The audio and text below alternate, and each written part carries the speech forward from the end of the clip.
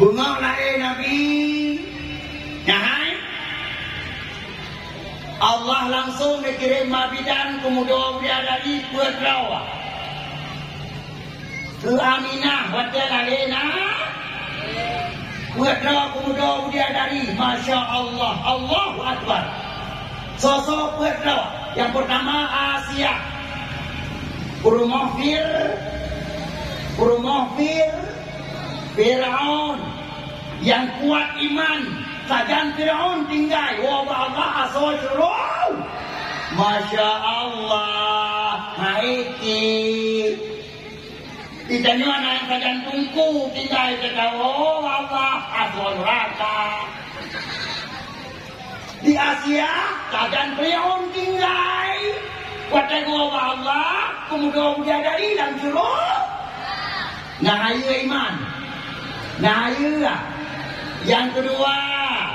Siti Sarah Tupoprumo Siti Sarah Tupoprumo mantu menang lagu balik-balik rumah pakai menang Prumo Nabi Ibrahim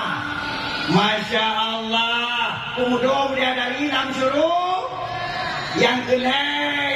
Siti Maryam tahu Siti Maryam mak Nabi Aulia mata bodoh Masya Allah yang keempat mak manusia banci kaum dunia Siti Hawa yang kedua kemudian dia dari kekirim Allah ke mabidan punguh dari Nabi Nahayu lagi yang ditanya Hana si tulung penyok darah si anak kawannya urinong yang dari keulun Tuhan soalnya yang pernah dikirim mabidan ya Allah Ta'ala waktu yang melahirkan roh negara Hana mencari kuat roh tadi si roh macam dia penyok darah penyok darah beyo penyok darah nah kadang nah dia penyok hai punya anak masalah lebih hadiah doa hadiah ya hai yang tahu tuan Ford Everest lebih kurang harga awalnya terus memperintah